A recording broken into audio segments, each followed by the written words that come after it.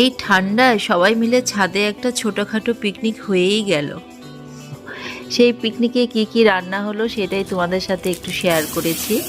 তো এখানে রান্না হয়েছে কাতলা মাছ, খাসির মাংস, সাদা ভাত, বড় বড় করে ফুলকপির বড়া, আর হয়েছিল চাটনি, পাঁপড়, মিষ্টি।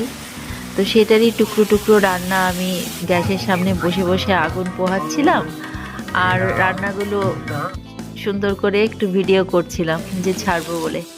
তো সেটাই তোমরা দেখে নাও। দেখে তোমাদেরও যদি পিকনিক করতে ইচ্ছে করে, এটা দেখে তো ইচ্ছে করবে চলো আমরাও একটু ছাদে যাই, একটা ছোটোখাটো পিকনিকের আয়োজন করি। তো তোমরাও করো। এখানে খাসির মাংস ক্যাপসিকাম দিয়ে দেখো কি সুন্দর করে রান্না করছে, কষিয়ে কষিয়ে।